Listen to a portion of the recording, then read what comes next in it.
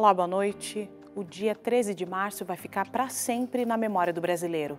A notícia do massacre na escola Raul Brasil, em Suzano, região do Alto Tietê, em São Paulo, deixou os brasileiros atônitos. 10 pessoas morreram e 11 ficaram feridas. Um mês após a tragédia, as aulas já recomeçaram, mas a cena continua na cabeça de muitos estudantes e as famílias que perderam entes queridos lutam para cada dia lidar com o problema. No programa de hoje, vamos discutir com uma especialista como manter os nossos alunos mais seguros nas escolas brasileiras. O Realidade em Pauta está no ar.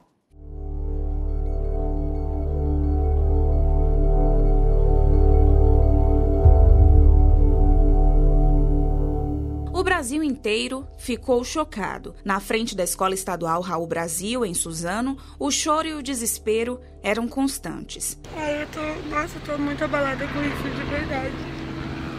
Eu nunca imaginaria que ia acontecer isso com eles. Mas é um dia tão comum vir pra escola estudar e acontecer isso. A pergunta que todos se faziam e que se fazem até hoje é uma só: por quê? A Escola Raul Brasil tem mais de 1.000 alunos matriculados. O muro da escola virou um verdadeiro diário, onde pais, alunos e familiares expressaram o pesar, a indignação, a dor.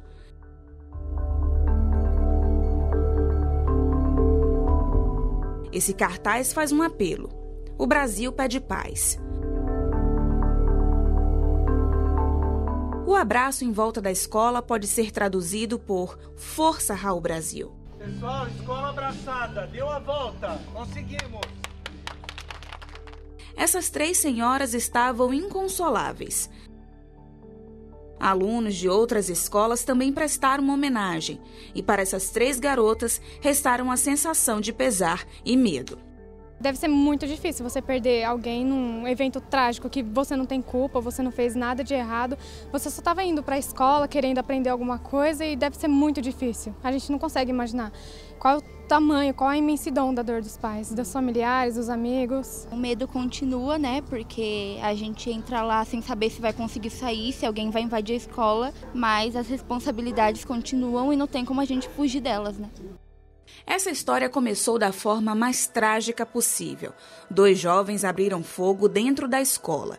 Eles portavam um revólver 38, 4 jet loaders para carregamento de arma, uma besta, espécie de arco e flecha, e uma machadinha. De acordo com a Secretaria Estadual de Educação, Guilherme Monteiro, de 17 anos, e Luiz Henrique de Castro, de 25, mataram pelo menos 8 pessoas e, em seguida, se mataram. Além disso, 11 pessoas ficaram feridas. Aí eu escutei correrias, gritos.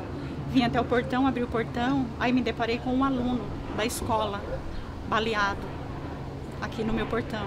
E ele simplesmente me pedia socorro. Socorro, moça, me ajuda, pelo amor de Deus. O que está acontecendo? Ele falou, tem tiroteio dentro da escola. E nisso eu só escutei tiros, tiros, tiros e mais tiros.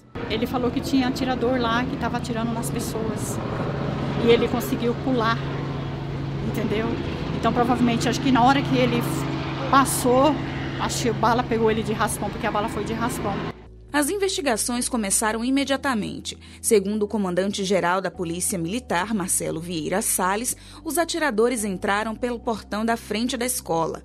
Ele conta que primeiro os assassinos atiraram na coordenadora, em seguida numa funcionária e depois nos alunos. Além da perícia técnica, foi feita a reconstituição. Com a primeira equipe que chegou do Sargento Camargo, foi feita a reconstituição com funcionários da escola e a partir disso nós teremos as maiores conclusões. O terceiro suspeito de envolvimento no massacre de Suzano, ocorrido na Escola Estadual Raul Brasil, foi apreendido na terça-feira, 19 de março. No mesmo dia, a Polícia Civil concedeu entrevista coletiva com o primeiro delegado, o delegado titular de Suzano, Alexandre Augusto, e com o promotor de justiça, Rafael Ribeiro. Nós acompanhamos a coletiva aqui na sede da Polícia Civil para ter mais informações sobre o caso. Foram apresentadas provas de conteúdo cibernético que indicaram a participação desse menor na criação do delito. Mentor intelectual comprou objetos, que poderiam fazê-lo participar do delito, teve participação junto com um dos autores na compra de outros objetos e na idealização desse objeto junto com um dos autores. Passados 45 dias, o procedimento da infância tem que ser concluído, tá? E a juíza vai proferir uma sentença, condenando o menor, vai aplicar uma medida socioeducativa. Pode ser internação por prazo indeterminado, tá? O máximo desse prazo indeterminado seriam 3 anos. Tá? Mas aí vai depender da análise da personalidade desse adolescente, ainda vai ser instruído o processo. Então, são vários elementos que vão ser trazidos, inclusive, para os profissionais da Fundação Casa, para elencar e melhorar nosso entendimento sobre a personalidade dele. Vamos avaliar o ato grave em si, tá? Mas em 45 dias vai ter uma resposta do judiciário em relação a esse menor. Infelizmente, esse não foi o único caso de atentados em escolas no Brasil. 7 de abril de 2011, um jovem invadiu a escola municipal Tasso de Oliveira, em Realengo, Rio de Janeiro. O autor do crime era ex-aluno da escola. Ele atirou contra crianças e adolescentes, tirando a vida de 12 estudantes com idades entre 13 e 15 anos. Histórias como essas se repetiram na escola Gente Inocente, em Minas Gerais, no Colégio Goiásis, em Goiânia, e em Salvador, no Colégio Sigma. E aqui no estúdio eu tenho o prazer de receber Miriam Bramovay, graduada em Sociologia e em Ciências da Educação em Paris, na França, mestre em Educação pela PUC São Paulo e doutora em Ciência e Educação também em Paris. Ela coordena a área de Juventude e Políticas Públicas da Faculdade Latino-Americana de Ciências Sociais e também o projeto Violência de Convivência nas Escolas. Seja muito bem-vinda, boa noite. Obrigada, boa noite. Muito obrigada por estar aqui e por compartilhar o seu conhecimento conosco. É um prazer estar aqui e com vocês e com os ouvintes também. Segurança na escola é um tema muito importante e a gente está falando isso após um mês dessa grande tragédia em Suzano, aqui próximo de nós. Para a gente falar sobre isso, a gente compreende que pode ser que isso não seja apenas um problema administrativo, mas me parece que a segurança, ela nasce também das relações familiares e dos ambientes mais próximos. É possível dizer isso? A questão da segurança, ela não vem por si só, né? A segurança na escola, ou nas escolas, implica muitas questões. A primeira delas é o que acontece dentro da escola. Eu acho que a gente não pode procurar causas fora da escola para dizer o que acontece dentro da escola. Evidentemente que muitas famílias têm problemas, não são todas as famílias de todas as crianças, adolescentes e jovens que estão na escola que têm problemas, mas as escolas, em geral, elas vêm apresentando uma série de problemas, de problemas que têm relação com o clima escolar. O que quer dizer isso? Isso é o que acontece no cotidiano das escolas.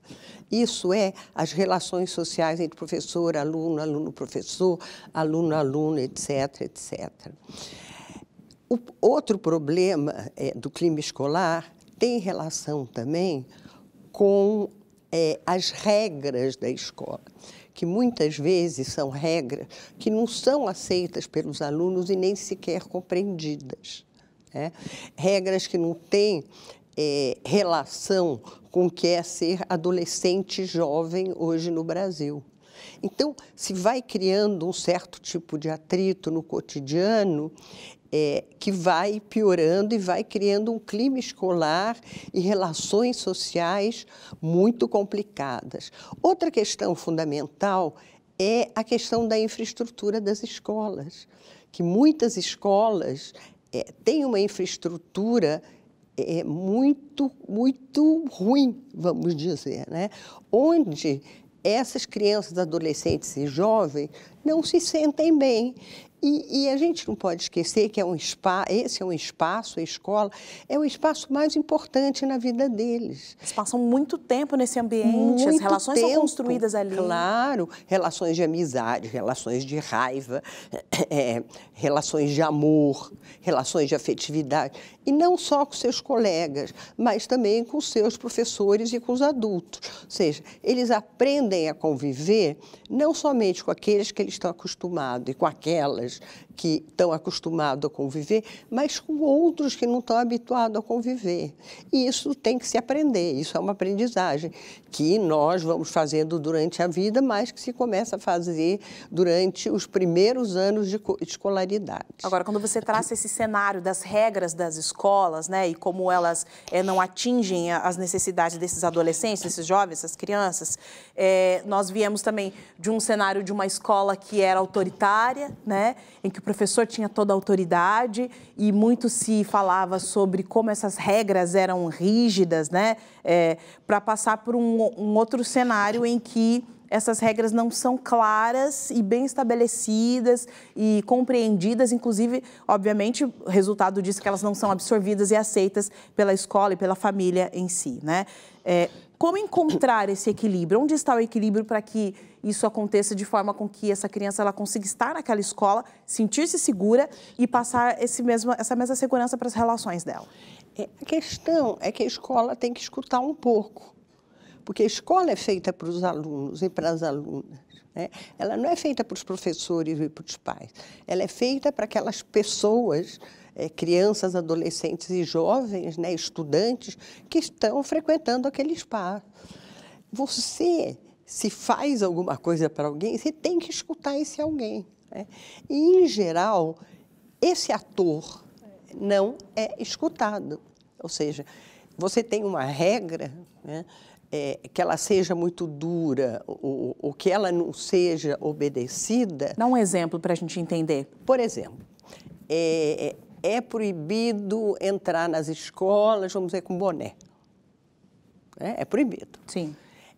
Por que é proibido? Quando a gente pergunta nas pesquisas, o que se dizia muito, mas pode ter droga dentro do boné. Mas pode ter droga dentro do boné, dentro da camisa, dentro do sapato, dentro da calça, mochila, do estojo. Tem muitos lugares para pôr. O que quer que seja, né? Então, mais do que isso, e a gente poderia dar vários exemplos, quer dizer, o que não se aceita é uma forma de ser do jovem. Nós não podemos esquecer que nós vivemos numa sociedade muito adultocêntrica, ou seja, sentada em tudo o que pensa, o que quer, o que deseja o adulto. E isso, muitas vezes, entra em contradição, ou seja, eles entram em contradição nas suas casas, pela chamada diferença geracional que existe, e na escola também. Agora, existem algumas coisas que não precisariam ser assim, ou seja, que poderiam ser conversadas, poderiam ser consensuadas, né? E poderia se levar em conta a opinião também, principalmente porque eu acho que a criança aceita mais. A criança aceita mais, a criança adora os professores. Absorve mais nessas relações. Absorve mais, está em outra fase da sua vida. Eu acho que a questão começa mesmo na adolescência, ou seja, na sétima, na oitava, na nona série e no ensino médio também. A Escola Estadual Raul Brasil tem mais de 1.000 alunos matriculados. A maioria dos estudantes tem idade entre 15 e 17 anos. Para estes adolescentes, viver uma experiência como esta causa inúmeros traumas. Mas não são apenas os adolescentes que ficam marcados, mas professores e funcionários também vão ter que conviver com essa triste memória. A professora Paloma Pires ensina na Escola Raul Brasil há 17 anos. Em toda sua carreira, ela nunca passou por uma situação como essa, de massacre. Ela estava no Centro de Línguas, no prédio anexo, e depois de 20 minutos do início da aula, Paloma e a turma ouviram os primeiros disparos. E alguns alunos ainda tinham ficado na sala, pegando os materiais, que seriam necessários, quando nós começamos a ouvir os disparos. No primeiro momento, eu achei que era bomba. E aí, aquele barulho persistente, eu até falei para os alunos que estavam na sala, parece tiro. Eu vi o momento que eles foram se aproximando do nosso prédio, eles acuaram ali vários alunos da escola, eu vi o momento que eles atiravam assim nos alunos, e aí alguém conseguiu abrir o portãozinho e entrou aquele monte de aluno correndo, e atrás eles entraram também. A gente ficou trancados, aí os alunos, tinha muitos alunos passando mal, inclusive eu, aí a gente ficava um tentando ajudar o outro e ficamos lá. Acho que em menos de um minuto depois que eles entraram, eu vi a polícia chegando também. Abriram a porta, a gente achou até que era os bandidos, a gente achou que ia vir para pegar a gente, mas não, eram os policiais. Aí eles falaram, sai correndo, aí a gente foi e saiu correndo. No que saímos, a gente já no corredor já nos deparamos com os corpos deles. Aí, continuando, saí pela escola, já encontramos mais 2 corpos no nosso portão e depois o restante ali no hall da secretaria. Fátima é coordenadora de uma escola pública numa cidade vizinha de Suzano. Ela compareceu no encontro ecumênico que aconteceu depois de uma semana do massacre. Precisa de uma conscientização. A escola ela é um ambiente onde nós estamos lidando com os jovens para aprender. Então, somente esse tipo de segurança não. Tem que ser feito todo um trabalho, em relação a bullying, a preconceito, tem que ter todo um trabalho realmente de conscientização. O secretário estadual de Educação também ressaltou que ataques como este não são uma questão policial. O ataque foi a uma escola, poderia ter sido como foi outra vez a uma igreja, a um cinema, na rua, como foi numa igreja no outro lado do mundo. Então não é só mais segurança que nós precisamos. Precisamos sim de segurança e vamos tratar disso, dos procedimentos, estamos revendo sim nossos procedimentos com apoio de especialistas, mas precisamos especialmente olhar para aquilo que é a prioridade, que é a formação das pessoas. A escola, um lugar de acolhimento e de diversas possibilidades, se transformou no Memorial da Dor. Essa imagem representa o luto. As flores mostram o vazio deixado pelos que se foram e as cartas expressam a dor da saudade.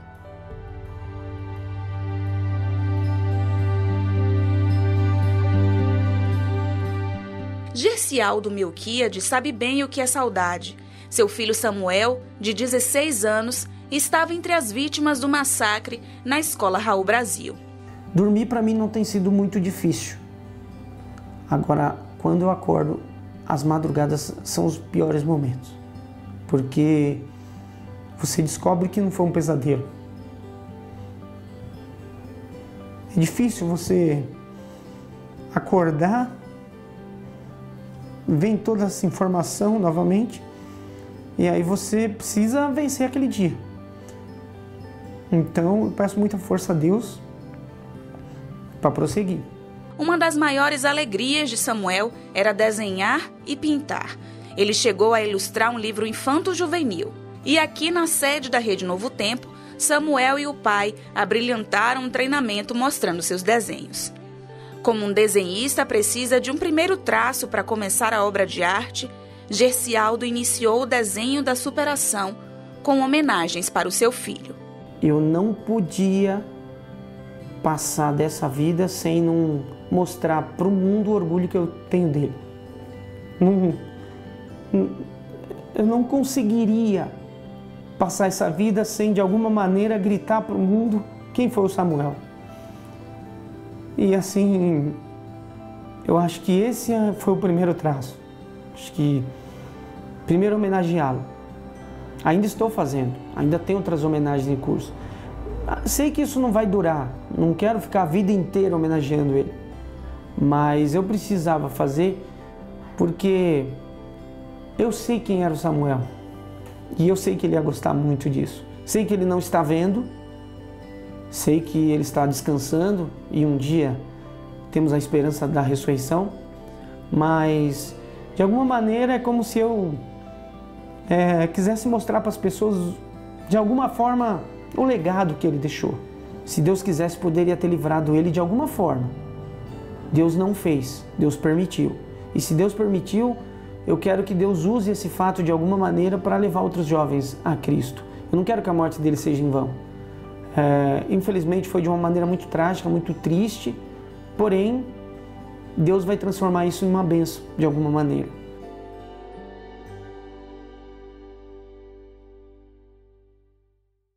E a gente volta aqui para a nossa conversa com Miriam Abramovay, que coordena a área de Juventude e Políticas Públicas da Faculdade Latino-Americana de Ciências Sociais e o projeto Violência e Convivências nas Escolas Brasileiras. Inclusive, enquanto nós estávamos aqui conversando no intervalo, você estava me dizendo que faz parte de um grupo e que está dando assessoria sobre essa questão da segurança nas escolas para a Suzano.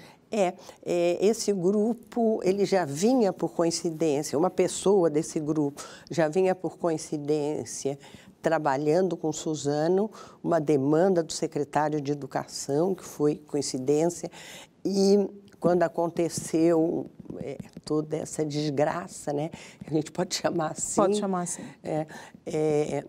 Ele foi chamado de volta, e o que eu queria chamar a atenção é que a gente critica tanto, fala tantas coisas, mas Suzano, o secretário de Educação de Suzano, já estava, agora só e agora continua. Está chamando uma série de pessoas especialistas para uma reunião que eu acho que vai ser logo após a Semana Santa, para discutir sobre o tema e para se poder aprofundar um pouco essa questão e colaborar com eles no que pode ser feito. Trazer soluções para esse que é um grande problema, né?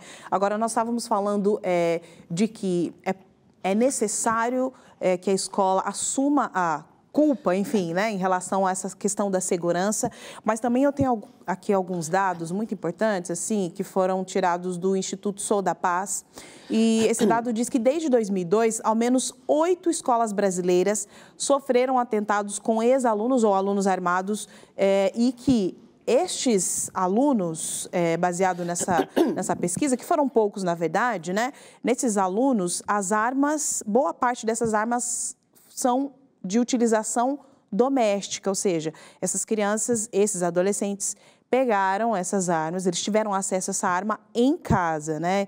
Ou seja, são o que eles entenderam aqui, colocaram aqui em números, cerca de 9 mil desde janeiro desse ano para cá. 9 mil das situações ocorridas em volta da escola, as armas estavam em casa.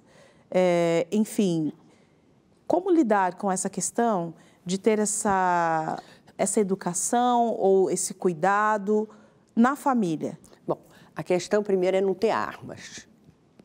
Eu acho que é a primeira questão.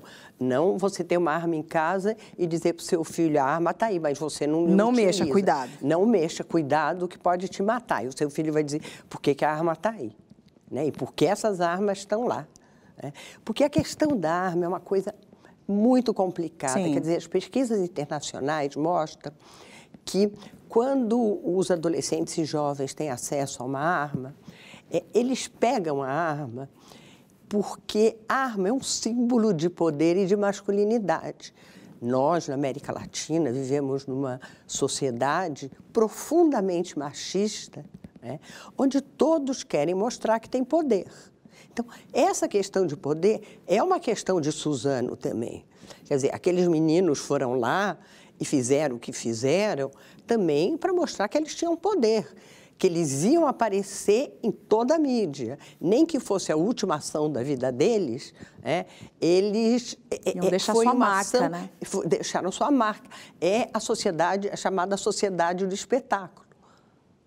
De Debord. Sim. Exatamente. Essa sociedade do espetáculo apareceu, eles fizeram exatamente esse caminho. Agora, quando o adolescente pega uma arma, muitas vezes ele não quer matar, não é esse caso, mas muitas vezes eles entram nas escolas armados, eles querem mostrar que eles têm uma arma, eles querem se exibir, eles não querem usar. Agora, disso para utilizar, é um pulo. É um pulo, né? E nós estamos falando aqui de pessoas que... nós estamos falando de famílias, de pais que precisam ter aquela arma porque fazem parte tem alguma área ligada à segurança pública, enfim, né? Nós estamos falando de pais que não tinham necessidade de ter a arma e por algum motivo eles tiveram arma. Exatamente. E quando você está falando dessa questão do poder, é interessante porque tiveram algumas ações que foram remetidas como efeito contágio, né?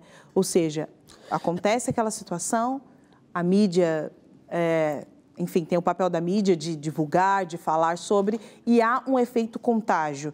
Como lidar com esses aspectos? Qual é a melhor maneira de lidar com situações como essa para minimizar esses efeitos? Eu acho que nós temos que ter realmente políticas preventivas sobre a questão de violência nas escolas, que nós não temos, né? Os diálogos com os adolescentes e jovens são diálogos rápidos, eles não se sentem participantes dessa escola, eles se sentem, estou falando muitos deles, sim. Não estou falando que são todos no geral, que né? são assim. Enfim. Estou generalizando de uma maneira mais ou menos bruta uma situação que a gente encontra em muitos casos.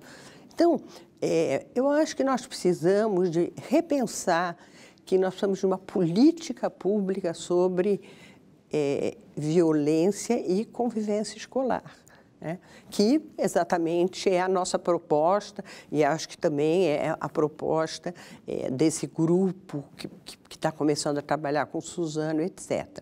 E pensar essa questão das violências nas escolas como uma política pública com seriedade, né? Que tenha metodologia, que faça parte desse cotidiano das escolas. Porque muito se fala hoje das questões da entrada nas escolas, né? Das questões socioemocionais, mas não se liga isso com essa questão da convivência escolar.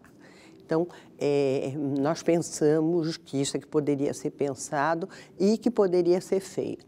Evidentemente que, isso todo mundo diz, que conversas com os pais, etc., que também não é muito fácil, porque a relação escola-família é uma relação muito tensa, né? É uma relação que nunca foi uma relação, entre aspas, de amizade.